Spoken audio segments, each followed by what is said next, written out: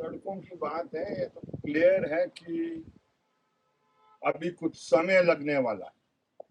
अभी तो main roads भी जो हैं उनमें यातायात छोटी गाड़ियों का ही सरकार रिस्टोर कर सकती है, पीडब्ल्यू रिस्टोर कर सकती है। जहां तक तो लिंक रोड की बात है, जो बगीचों को जाती है, खेतों को सड़कें जाती है, वो तो अभी उसके बारे में तो आप सोच भी नहीं सकते, क्योंकि बहुत सी ऐसी, बहुत का मतलब है 60% रोड ऐसी हैं जो अब जिसका नक्शा ही गायब, तो इसलिए उसमें तो समय लगेगा।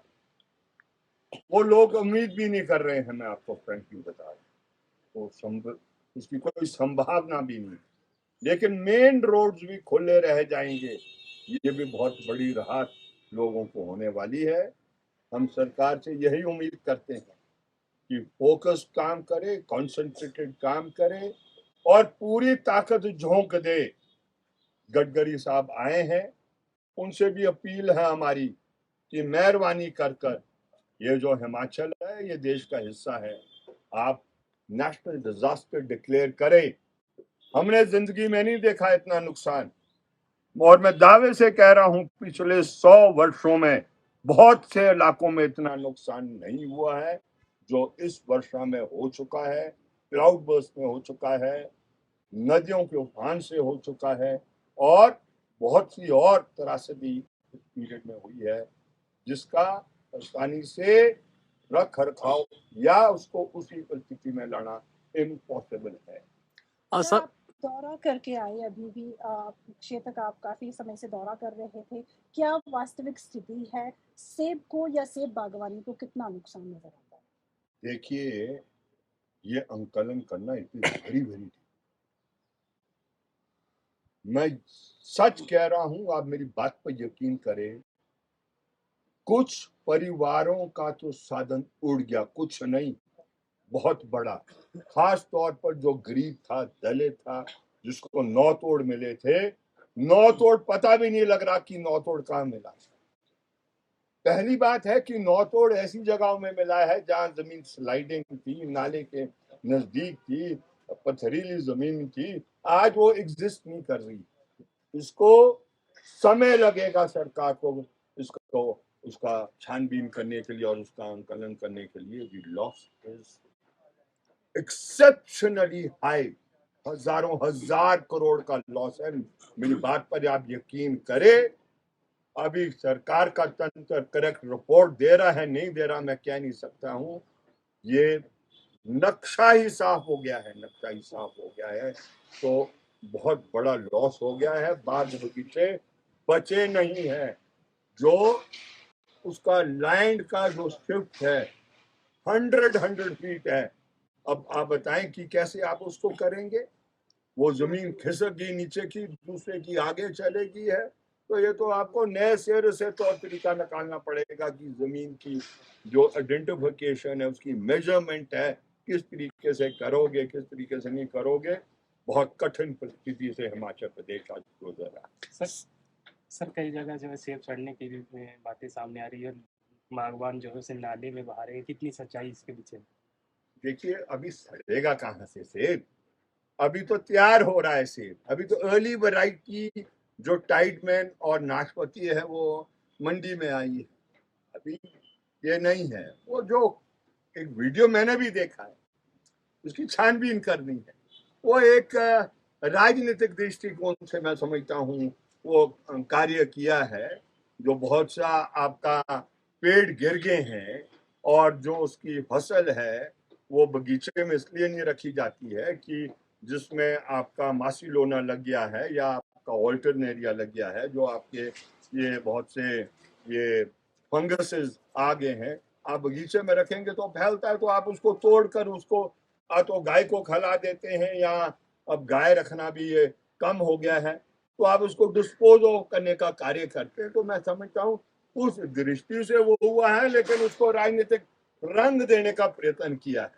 हमारे यहाँ पर सेब को और देखते को एक समान ट्रीट किया जाता है, आमतौर पर इस तरीके से कोई नहीं फेंकता उसको, और वैसे भी नीति है सरकार की, वो खरीद करती है, जो प्रोसेसेबल ग्रेड का सेब है उसको खरीद करती है, लेकिन इतने जल्दी अभी वो केंद्र खोलते नहीं है। अगस्त के पहले सप्ताह से खुलने शुरू होते हैं। तो मुझे ऐसा लगता है, पता नहीं कहाँ की वीडियो थी वो, कहीं रोहड़ी साइड की थी या जबलपुर साइड की थी, कहाँ की थी, लेकिन इसकी छानबीन होनी चाहिए। वो राजनीतिक दृष्टिकोण से किया गया है, तो ऐसा मेरा मानना है। सर, किलो के हिसाब से जो सेब बेचने का फैसला सरकार ने लिया है, किस तरह से देखते हैं इसको आप? देखिए, ये बहुत बड़ी जंग होने वाली है, मैं बहुत क्लियर हूँ उसमें। ये बहुत सी सरकारों ने पीछे भी इसका प्रयत्न किया था कि किलो के आधार पर, लेकिन कोई सफल नहीं हुआ। मैडम विद्या स्टोक्स तो सेब के साथ पैदा हुई है, उनके जो पुरुजन नहीं कहेंगे हम, है ना, उन्होंने सेब लाया था अमेरिका से, है ना, ये सत्यानंद स्टोक्स ने, तो उनको सफलता नहीं मिली। ये आर्थिक लॉबी जो है, ट्रेडर्स की लॉबी बड़ी मजबूत है, ख्याल करें आप, बहुत मजबूत है ये। और ये आमतौर पर सरकारों की दिशा को तय करते हैं। बरागटा जी ने कोशिश की, वो फेल हो गए। अब नेगी जी ने हिम्मत की है और अभी तक जूझ रहे हैं वो। ये भी हकीकत सच्चाई है, बागवान संगठन उस रूप में नहीं है, ये रियलिटी है। लेकिन ये अब केंद्र बनने वाला है लड़ाई का। थोड़ी देर बाद हम नेगी जी को मिलने भी जा रहे हैं इस प्रश्न को लेकर, और जो आरती वायलेट कर रहा है, इसको जो 2 किलो की काट कर रहा है, ये गैर कानूनी है, ये गैर कानूनी है। इसलिए हम उम्मीद करते हैं कि सरकार और सरकार का तंत्र सख्ती से डील करे। ये भी हकीकत है, जो सरकार का तंत्र है एपीएमसी का, वो भी इतना करप्ट हो गया है पिछले दिनों में। मैं कह रहा हूँ स्टेटमेंट को, इसलिए कह रहा हूँ कि ये रियलिटी है कि एपीएमसी के तंत्र को आज से पहले बुराई करने के लिए अलग अलग सरकारें इस्तेमाल करती थी। एपीएमसी का चेयरमैन करा करता था, उसके सबूत भी है। अगर समय आने पर अगर उन सबूतों की जरूरत है पेश करने की, वो भी हम पेश करने के लिए तैयार हैं। लेकिन क्योंकि सरकार अभी तक इस मामले को लेकर सख्ती से और इस मामले को लेकर सही दृष्टि से, जहां तक मंत्री महोदय कार्य कर रहे हैं, तो हमारा भी फर्ज बनता है, हमारी भी जिम्मेवारी बनती है, हमारा भी दायित्व बनता है कि हम उस सरकार के कदम को सपोर्ट करें। अगर हमें एहसास होगा सरकार पीछे हट रही है या सरकार इस कार्य को करने के लिए, क्योंकि अब लड़ाई इसी पर होने वाली है, आरती बिल्कुल मन बना चुके हैं। वो बेशक ये कह रहे हैं कि किलो का ये जो नीति है ये किसान के पक्ष में है और हम भी सरकार के इसको करेंगे, लेकिन सिर्फ दाव है उनका, ये दाव है, टैक्टिक्स है।